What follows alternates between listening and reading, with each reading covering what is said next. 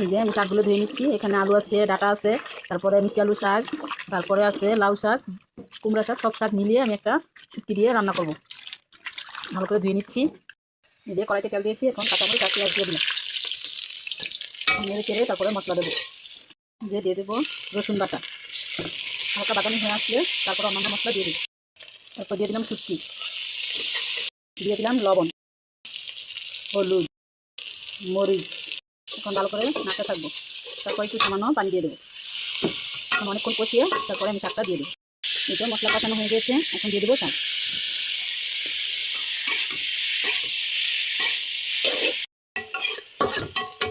এবার সুন্দর করে ঢাকনা দিয়ে ঢেকে দেবো। দিয়ে দিয়েছি রসুন, এই যে আস্ত রসুন এর কোয়া দিয়ে দিয়েছি। এখন ভালো করে নেড়ে চেড়ে ঢাকনা দিয়ে ঢেকে দেবো।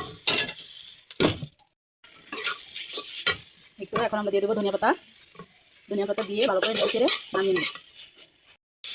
এটাও হয়ে গেছে আমাদের শুটকি রান্না করা।